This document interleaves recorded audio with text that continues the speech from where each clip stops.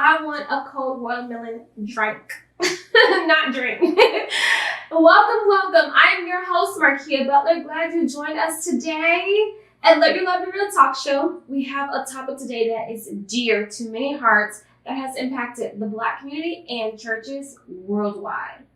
But first, talk to me about the COVID-19 Delta variant. Oh, real quick. As you watch the show, there's a chat at the bottom of your screen or to the side of your screen that you can use to communicate throughout the show. You can also connect with me, your host, Markia Butler, on Instagram, as I'll be chatting live right now.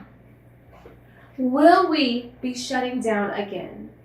Have you been governing yourself, wearing your mask, or taking any precautions to protect yourself and others while out and about? It's serious, and we cannot take it lightly. Health is wealth, so be thoughtful and do what needs to be done. We are rooting for you here at Let Your Love Be Real Talk Show.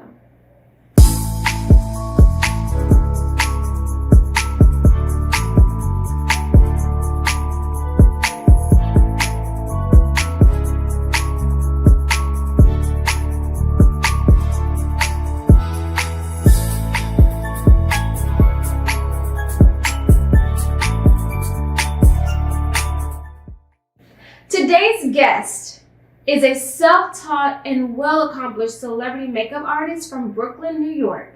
Okay, BK! He has worked on networks such as NBC, Bravo, VH1, and Oxygen. He has worked with top celebrities such as 5-time Grammy Award winner Layla Hathaway, Mariah Carey, MC Lyte, and many more. Please join me in welcoming Londyn! Thank you so much for joining us today on Let Your Love Be Real Talk Show. I'm speaking with amazing makeup artist, Londyn. Londyn, tell us how you're doing. Welcome to the show. I appreciate it. Thank you so much for having me. So I'm excited. All right. So tell us about yourself, Londyn. Like, what do you do out here? What's going on? Where are you from? Well, besides being on the block now, I'm just joking. I am a professional makeup artist who has been doing makeup for 20 years. I've been in the business since 2010. So it's been about 11 years that I've been in the business, but self-taught. I didn't go to school for it. And originally from New York, Brooklyn, New York, by way of New Jersey, and I moved out here in 2017. So yeah, I mean, I am your makeup artist. I am your good friend. I am wardrobe stylist. I'm hairstylist if need be. I am it all. So I like to label myself right now as celebrity makeup artist and branding consulting. Well, you want to hear some of the people you've worked with because you done touched some faces. You hear me? So I've worked with the likes of I worked with the most infamous Mariah Carey before. I worked with so many different ones. I worked with TD Jakes. I worked with Kirk Franklin. I've worked with Lisa Ray. I had the opportunity of recently working with MC Lyte, and then I have on my forever roster Layla Hathaway, who is a 5-time Grammy Award winner, and she is my muse as well. So I currently still work with her, amongst some other great women that are not so much in the business, but hierarchies and corporate and things of that nature. So all my women, whether it be an everyday woman or a celebrity, they're all jewels to me. So They are. Come on, Jules. How did you come up with your tag, Jules? Like, what is that? I'm glad that you asked that because not many people ask that anymore. So, of course, my government name is not Londyn Juwelz, but I always had a fascination for London, which I have not been yet. And I even have family out there. I just haven't been. But we're going to make that a past tense because I need to go between this year and next year. Definitely.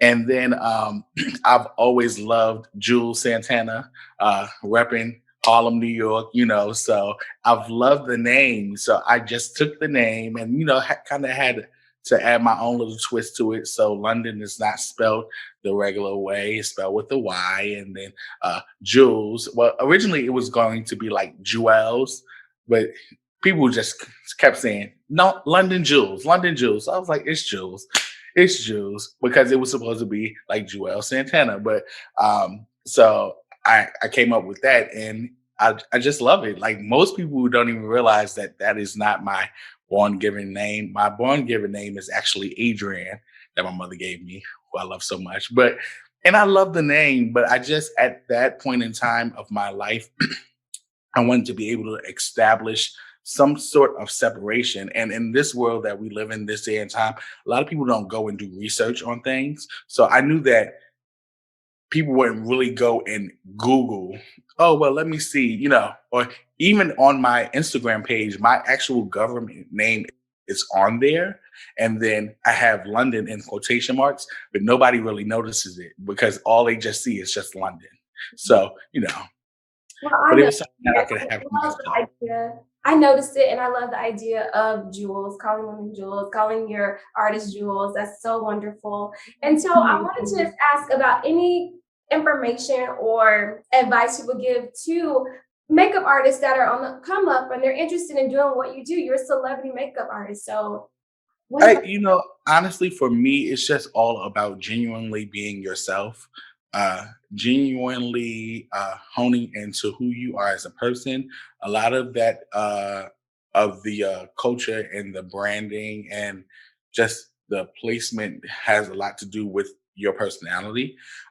Having a good attitude at all times, putting your best foot forward, and practicing your craft, whether you go to school for it or if you're self-taught like myself, I still do not practice my craft. Like it's always, going to be some room for perfection. There's always going to be some room for learning. There's always going to be room for assisting.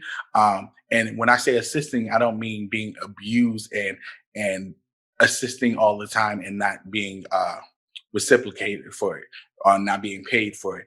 Everything is not a paid gig, but then there are some that you must, stand straight and stand firm and say, well, what's the budget? Will I be compensated, for this? So it's just a balance and understanding and knowing, and seeing the bigger picture. And some things there's a bigger picture, and some things and some other things may come out of it. And then if you really ain't got a bigger picture and it's just gonna go but so far, go ahead and get your coin.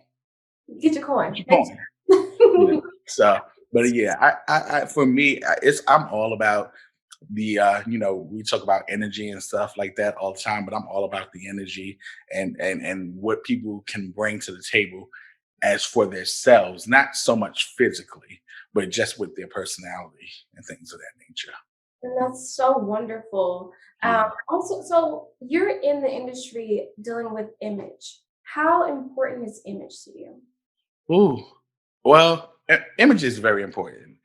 You can get kind of lost in the sauce because at all times people always expect you to be perfect. I'll even talk about today. I was just like, I'm gonna have to, line myself up and I gotta make sure. Then I was like, no, like it's just not that type of day. I don't feel like putting on all of that. And especially being a makeup artist, people are always, or in any type of um, artist in the beauty industry, whether it be fashion or anything like that, like people always expect you to be on. And you have kind of have to, it's a love hate relationship, because it's not a facade that I'm putting on. This is just what you're going to get when I step out of my doors. You want to make sure you look your best at all times because you never know who you might come across, who you might meet. But there are some days where I'm just in my shorts or my sweats or in Zoom. I'm sure a lot of people seen Zoom videos before and people get up and they have on their underwear. That would be me. But I actually, I got dressed today, so don't have to worry about, that. But, there are moments though that I'm saying that you just want to be chill. You don't want to put it on, but it is very important. It's very detrimental to who you are as a person and the brand that you are building outside, of the elements. And when you meet people, because people want to meet people that are fly, people want to meet people that have it together and stylish and So image is very, very important. So I want to kind of switch gears here and ask about what you love about life. So what I love about life is life. Being blessed with the opportunity to be able to wake up yet another day is the greatest gift within itself, because now I have another opportunity to do things that I did not get to do yesterday. And whether it be fix something or do something that I haven't done at all and challenge myself to get up there and get out there, like it, I have another uh, look on life. Each and every day that I wake up. So that is a major thing for me.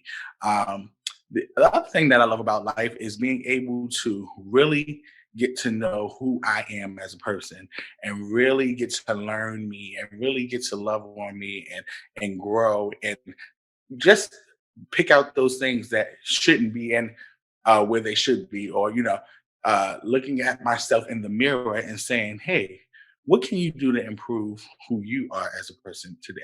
So we came together to discuss more so about the discrimination you may have faced growing up, and the lifestyle that you live. Right. So would you please share your journey in regards to when you began the same-sex journey? So for most, or for those of you who may not know me, I am a Black African American who happens to be gay as well. And it has not always been an easy journey. I know when me and you met, we discussed about how, I grew up in the church, in the Black church, in the Black community, where, you know, you're usually slandered for being gay. It's a sin. I'm going to hell, with gasoline draws on. And just as I begin to mature and get older, and finding myself, that's why I say that's the greatest thing in life that anyone could ever have. Um, I began to question and want to do some research on, this just don't seem right. Like, it, why would God create something that He's going to destroy or just be so angry and mad at? But then He knows. So on one hand, we say He knows everything, He knows all, right?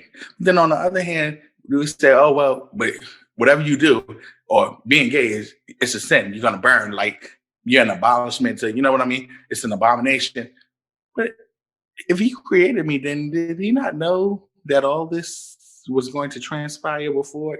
So those are the things. And just hearing people say, "Oh, you're not born like that," like, eh, you pick it up. No, since I can remember, my story was not that I was molested. I didn't have that story.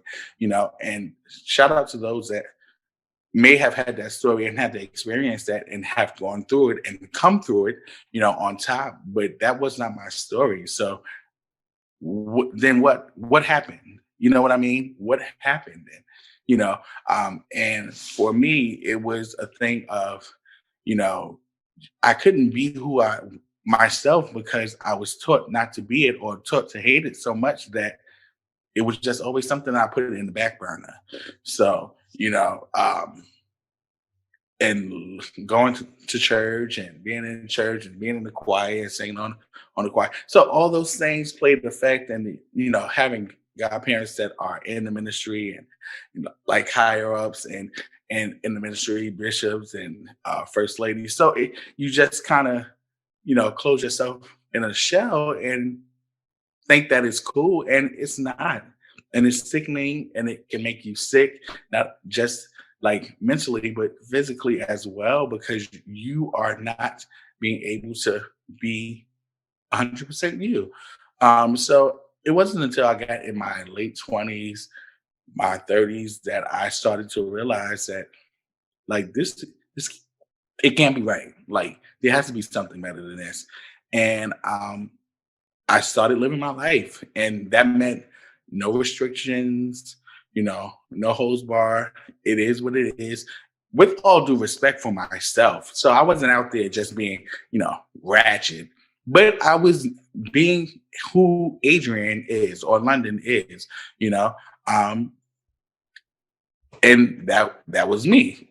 So it can be a little complicated, because just going into just different details and stories. But for the most part, I've learned to accept who I saw in the mirror, and understand that it is okay for me to be who I am and to like who I like, and that it's not wrong because at the end of the day, it's all love. So you know, And you taught me something as well. When we had our conversation, you shared, you was like, God wrote my story just like he wrote yours. yeah, And that like everybody's.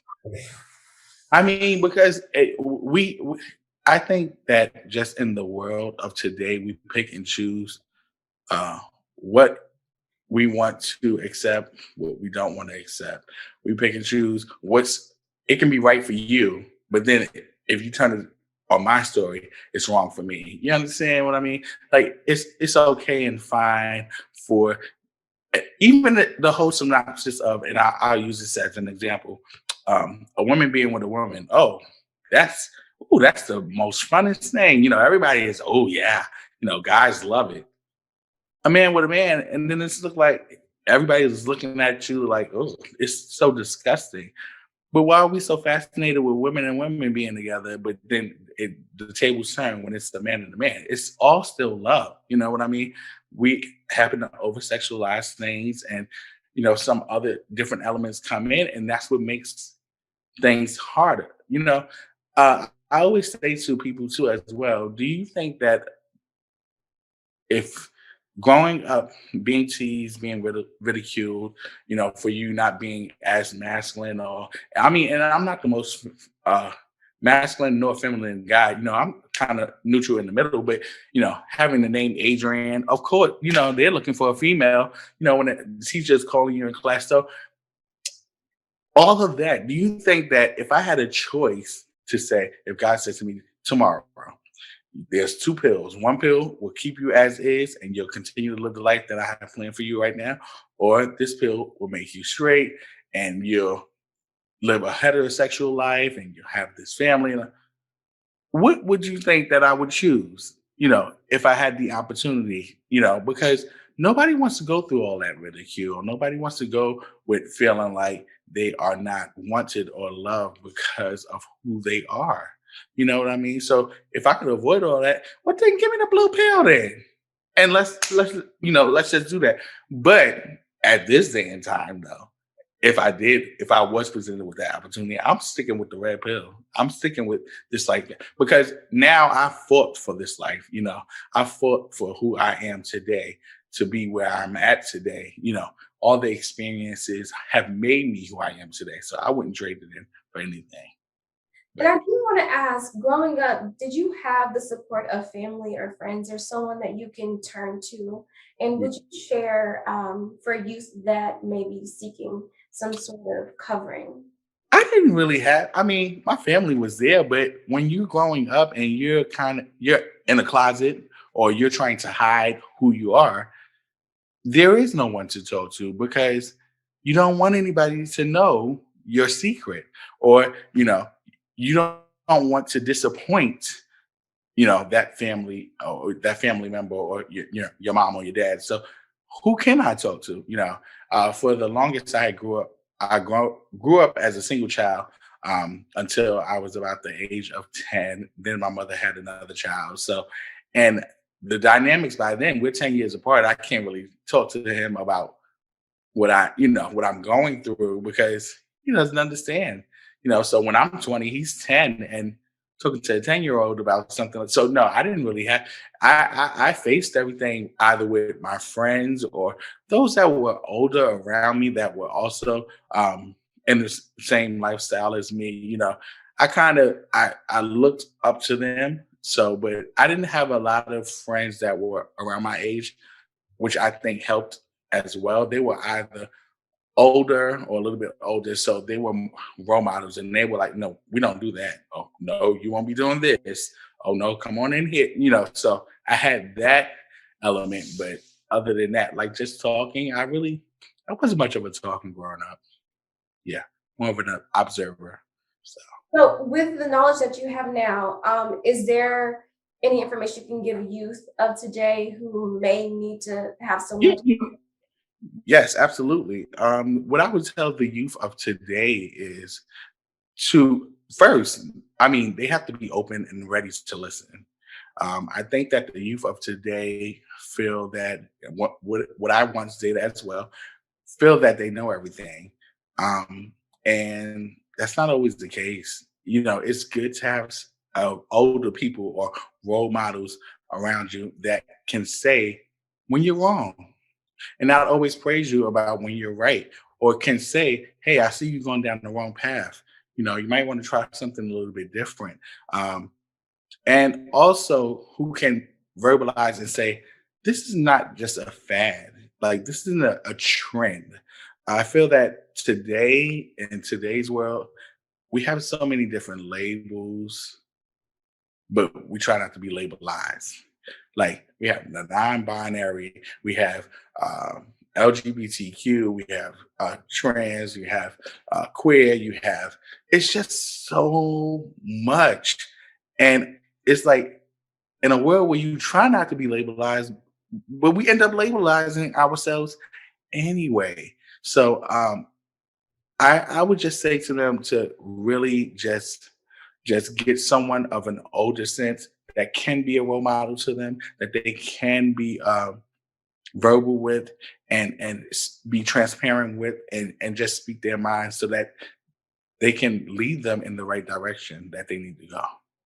Because I mean, not having somebody is going to be a little bit more harder than having somebody in your corner, you know, especially in this day and time. Most definitely.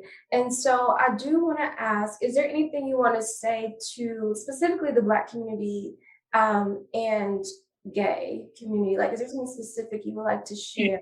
you Like, know, how can we bring like a peace? How can we be allies and help one another and build and grow? Like, how can we, you know, well, I think that it all starts. Communication is key with anything, and I think that we have to learn how to communicate with one another and be open and not so judgmental. Um, in anything, in any aspect. You know, sometimes we have to sit and listen and take all of it in, and then give our opinions or what we think after. But we have to be receptive to be able to know that everything each person may not agree with, you know what I mean? Or you may have a disagreement. And it may be uncomfortable, but we have to learn how to communicate. And I think that is the hardest part with each other, especially within the Black community, and also support one another. We don't learn how to support one another and be there for one another. Again, only for those that we may know. When I pray for everybody. It's not just a, oh, well, I'm just praying for me and mine, and you know the rest of them. If they get it, they get it. If not, no. Like we have to learn how to come together, and if we can learn how to come together, that's only one step closer. You know, it's hard because we're not represented in a lot of things. I mean, aside from just in the LGBTQ community, but just period. Like there's always a small portion of that. Unfortunately, in the LGBTQ community, we're now just being recognized as, oh, there's blacks that are gay. Yeah, I mean, we always been here, but you understand when you see the poster boards of gay pride, like, and I was just telling a good girlfriend of mine the other day that gay pride is so oversaturated this year, like oversaturated. Everybody wants to jump on the ball now. Before, nobody wanted to be bothered. Now everybody wants to jump on the ball, you know.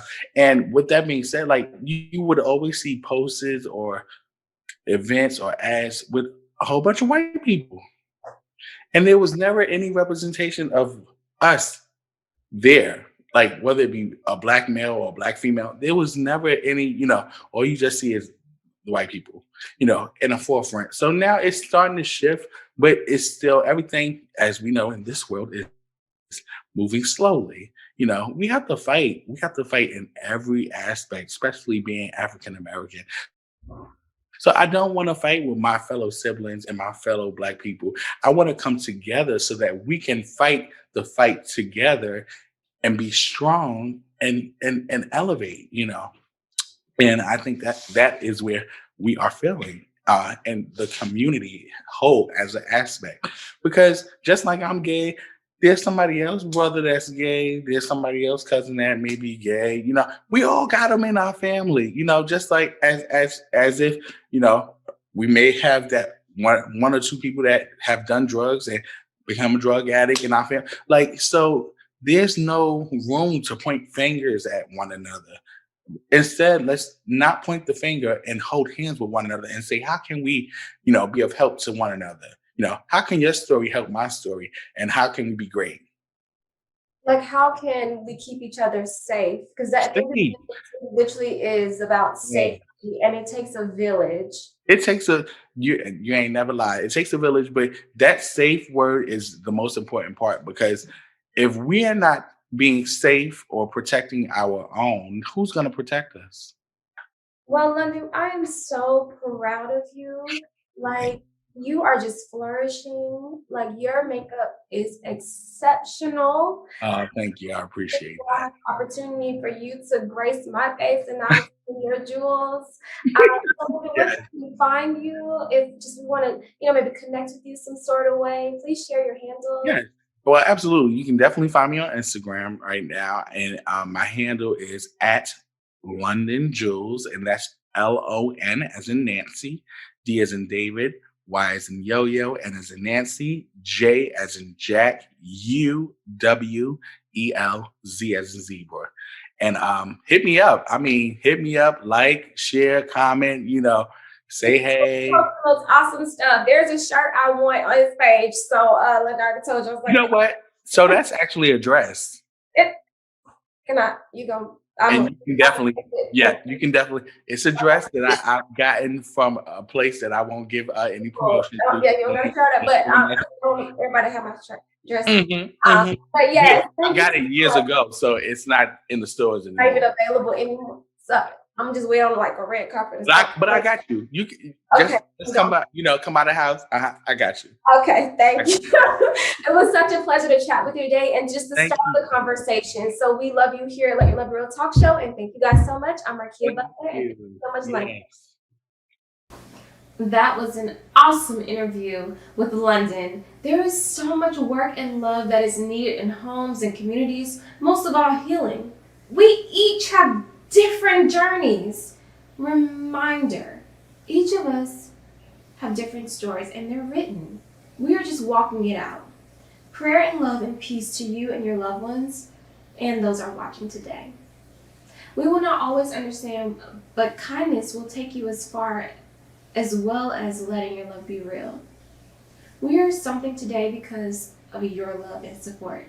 So thank you for believing in us. Thank you for watching our show and supporting us. Thank you for sharing our show. I apologize. I have to be the bearer of bad news, but it's good as well. We are taking a hiatus because it takes a team, and our team has gotten busy with great opportunities that has come our way. This is only the beginning. We know firsthand all of the hard work it takes and what is required to get this beautiful show off the ground again. Thank you for all of your support. It's been fun. Thank you. I am your host, Markia Butler. Remember, love is the breath you breathe. So, let your love be real until we meet again.